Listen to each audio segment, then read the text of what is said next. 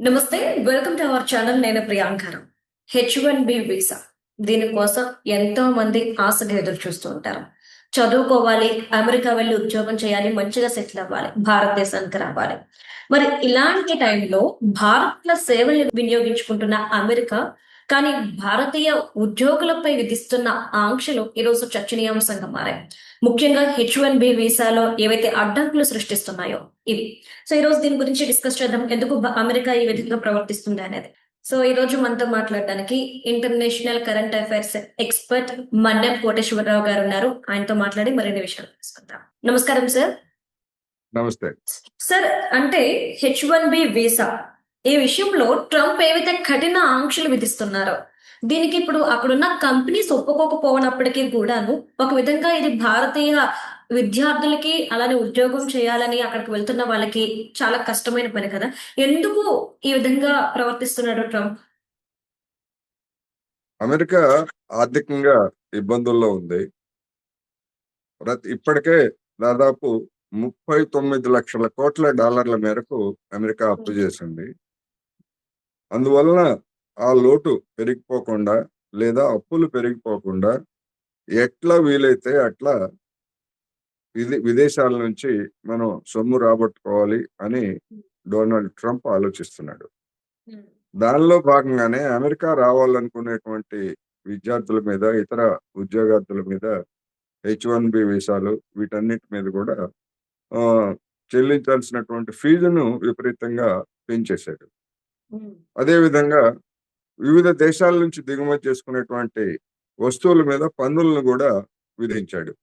ఇప్పుడు నిన్న జరిగినటువంటి సుప్రీంకోర్టు నిర్ణయం ప్రకారం ఆ పన్నులను అయితే రద్దు చేసింది. ఈ H1B వీసాల మీద ఉన్నటువంటి ఆంక్షలు కానివ్వండి, లేకపోతే వాటి మీద పెంచినటువంటి పన్నులు కానివ్వండి, అది ఇంకా తేలాల్సి ఉంది. కొంతమంది దాన్ని కోర్టులో సవాల్ చేశారు. అది ఇంకా దాని మీద నిర్ణయం రాలేదు.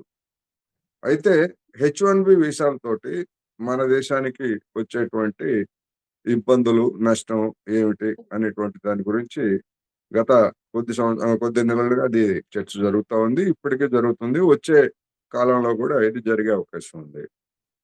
ఇప్పుడు అమెరికాకి మేధో వలస అంటే ఇంజనీరింగ్, ఐటీ నిపుణులు కావచ్చు, లేకపోతే ఇంజనీరింగ్ కావచ్చు, లేదా వైద్యం, ఇట్లా ఏదైతే మేధావులుగా ఉన్నటువంటి వాళ్ళు, స్కిల్డ్ వర్కర్స్ ఎవరైతే ఉన్నారో అమెరికాకి చాలా మంది అవసరం. అందుకని భారతదేశం నుంచి, చైనా నుంచి, లేదా ప్రపంచంలో ఇతర దేశాల నుంచి ఎక్కడి నుంచి అయితే స్కిల్ వర్కర్స్ ఉన్నారో వాళ్ళందరూ కూడా అమెరికాలో ఉద్యోగం చేస్తే మనకు అక్కడ 4 డబ్బులు వస్తాయి. డాలర్ డ్రీమ్స్ అంటున్నాం కదా, డాలర్ కలలు. మన డాలర్ ఉన్నాడు కదా మన పక్కనే బాలాజీ, ఆ డాలర్ దేవుడికి కూడా మొక్కుకుంటారు మన వాళ్ళందరూ. చిలుకూరులో ఉన్నటువంటి బాలాజీ ఆలయాన్ని డాలర్ దేవుడు అంటారు. చాలా మందికి ఆయన పేరు తెలియదు, కానీ డాలర్ దేవుడు అంటే చిలుకూరి బాలాజీ అని చెప్తారు. సరే, అది వేరే అంశం అనుకోండి. అట్లాంటి దేశాల్లో మన దేశం నుంచి, చైనా నుంచి ఇద్దరు దాదాపు సమాన సంఖ్యలో, ఒక సంవత్సరం మన వాళ్ళు ఎక్కువ ఉంటే, ఒక సంవత్సరం చైనా వాళ్ళు ఎక్కువ ఉంటారు. ఇట్లా సంఖ్యలు మారుతూ ఉంటాయి. అందుకని భారతదేశం అంతకుముందు వాణిజ్య ఒప్పందంలో ఇప్పటికీ మనం వాళ్ళు చెప్పినట్టుగా వాళ్ళ వస్తువులన్నీ మనం కొనటం లేదు, కొనడానికి మనం సిద్ధంగా లేము అనేటువంటి ఉక్రోషంతో మిమ్మల్ని నేను H1B వీసాల దగ్గర ఇబ్బంది పెడతాను.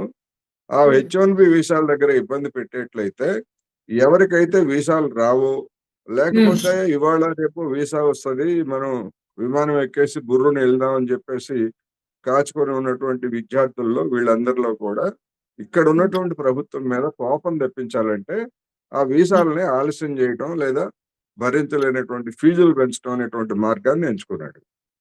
అందుకనే గత ఏడాది ఆ వీసాలకు సంబంధించినటువంటి ఇంటర్వ్యూలు జరగాల్సి ఉంటే ఆ ఇంటర్వ్యూలని ఈ సంవత్సరానికి వాయిదా వేశాడు. ఇప్పుడు లేటెస్ట్ గా ఏమిటంటే ఈ సంవత్సరం మార్చి, ఏప్రిల్లో జరగాల్సినటువంటి ఇంటర్వ్యూలు వచ్చే ఏడాది మే నెల తర్వాత జరుపుతామని చెప్పేసి వాళ్ళు షెడ్యూల్ ప్రకటించారు. ఏమిటంటే మా దగ్గర సిబ్బంది లేదు, మేము అన్ని తనిఖీలు చేయాలి, ఎవరెవరు వస్తున్నారు మా దేశానికి, వాళ్ళు మంచివాళ్ళా, చెడ్డవాళ్ళా, లేకపోతే వాళ్ళ మీద ఏమైనా కేసులు ఉన్నాయా, ఇట్లాంటివన్నీ మేము తనిఖీలు చేయాలంటే మాకు సమయం కావాలి అనేటువంటి పేరుతోటి వాయిదా వేస్తున్నారు. దీంతోటి మరి అక్కడ ఉద్యోగాలు వచ్చినటువంటి వాళ్ళు ఆ ఉద్యోగం ఉంటుందో లేదో తెలియదు. రానటువంటి వాళ్ళు ఎప్పుడు వెళ్తామో తెలియదు. అందుకని ఇట్లాంటి అనేకమైనటువంటి సమస్యలతోటి ఆహ్, 2 తెలుగు రాష్ట్రాల్లోనూ వేలాది మంది విద్యార్థులు గావచ్చు, లేదా ఉద్యోగార్థులు గావచ్చు, వాళ్ళ కుటుంబాల వాళ్ళు మానసికమైనటువంటి వేదనని అనుభవిస్తున్నారిప్పుడు. వీళ్ళందరికీ ఏంటంటే ప్రభుత్వం మీద కోపం రావాలి. కోపం వచ్చి మీరు ఏదో ఒకటి తేల్చండి అని చెప్పేసి ప్రభుత్వం మీద ఒత్తిడి చేయాలి. ఆ విధంగా ఓకే. ఒత్తిడి చేసేటువంటి వ్యూహం ఒకటైతే, రెండోది $1,00,000 ఫీజు కట్టాలి మీరు. $1,00,000 కట్టినా గాని కడితేనే మేము రానిస్తాం. ఒకవేళ $1,00,000 మనకు అంత ఆదాయం రాదు అని చెప్పేసి అనుకునేవాళ్ళు ఆగిపోతారు. లేదు వస్తదనుకునేటువంటి వాళ్ళు $1,00,000 కూడా కట్టి దానికి అవసరమైనటువంటి పొందుతారు. అందుకని ఇప్పుడు అది కూడా అక్కడున్నటువంటి కంపెనీలు కూడా వ్యతిరేకిస్తున్నాయి. అవును. ఎందుకని $1,00,000 వీసా ఫీజు కట్టి ఎంతమంది వస్తారు? ఆ వచ్చేటువంటి వాళ్ళకి మరి ఆ $1,00,000 ఆ కంపెనీలే ఇవ్వాలి గదా! మేమెందుకు ఇవ్వాలి అని వాళ్ళు, లేదు ఇక్కడి నుంచి వెళ్ళాలనుకున్నటువంటి వాళ్ళు మీ కంపెనీలో పనిచేయడానికి మేమొస్తా ఉంటే $1,00,000 మేమెందుకు కట్టాలి అని వీళ్ళు. ఇట్లా మిత్ర వైరుధ్యం. ఎవరి ప్రయోజనాలు వాళ్ళు కాపాడుకుంటున్నారు గనక దోబూచులాడుతున్నారు. ఈ దోబూచులాడేటువంటి క్రమంలో ఆలస్యం అవుతా ఉంది. ఇది ఇప్పుడున్నటువంటి పరిస్థితి.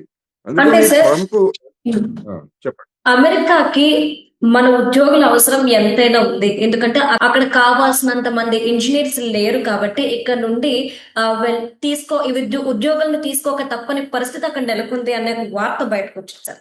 ఇందులో వాస్తవం ఉంది. అందుకనే కంపెనీస్ కూడా ఎంప్లాయీస్ మీద ఎంత డబ్బైనా చెల్లించడానికి సిద్ధంగా ఉంటూ ట్రంప్‌కి వ్యతిరేకంగా మాట్లాడడానికి రీజన్ కూడా ఇదే అని చాలా మంది అంటున్నారు. వాస్తవమేనా సార్ ఇది? వాస్తవమే. ఇక్కడ మన ఒక ఐటీ ఇంజినీరు ఇక్కడ డిగ్రీ రావాలంటే మనం 10,00,000 15,00,000 మనం ఇక్కడ ఫీజులు చెల్లించి డిగ్రీ తీసుకొని మనం అమెరికా వెళ్తున్నాం. అవును అదే సార్. ఐటీ, అదే ఐటీ ఇంజినీరు అమెరికాలో చదువుకోవాలంటే ₹1,00,00,000. అందుకని అమెరికాలో ఉన్నటువంటి వాళ్ళు ₹1,00,00,000 పెట్టి మనం చదువుకోవటం ఎందుకు? 10,00,000 పెట్టి భారతదేశంలో లేదా చైనాలో చదువుకున్నటువంటి వాళ్ళొచ్చి మన దగ్గర పనిచేస్తా ఉంటున్నారు. అందుకని మన దేశంలో ఉన్నటువంటి వాళ్ళకి ఇచ్చేటువంటి వేతనాల్లో భారతీయులకి, చైనా వాళ్ళకి లేదా ఇతర దేశాల వాళ్ళకి సగం జీతం ఇస్తే చాలు. వాళ్ళేమి గట్టిగా డిమాండ్ చేసేటువంటి స్థితిలో కూడా లేరు. అందుకని మనం విద్య కోసం పెట్టుబడి పెట్టక్కర్లేదు. అలాగని వేతనాలు గూడా అమెరికన్‌లకి ఇచ్చినటువంటి వేతనాల కంటే సగమే గనక, సగానికి కూడా పనిచేయడానికి ఇక్కడ వాళ్ళు సిద్ధంగా ఉన్నారు గనక అని జెప్పేసి అక్కడున్నటువంటి కంపెనీలు లేదా అక్కడ ఉన్నటువంటి ప్రభుత్వం భావిస్తాం. అందుకనే ఓకే. ఈ సమస్య తలెత్తింది. అక్కడ స్కిల్డ్ వర్కర్స్ కొరత అనేటువంటిది అమెరికాలో ఇవాళ తీవ్రంగా ఉంది. అందుకని దోబూచులాడుతా ఉంది. మేము హ్మ్. ఖచ్చితంగా ఇవ్వము చెప్పరు. అట్లాగని చెప్పేసి మేము వెంటనే ఇస్తాము అని కూడా చెప్పకుండా అందరిని ఇబ్బందులు పెడుతున్నాడు Donald Trump. Right. Right. Thank you so much sir.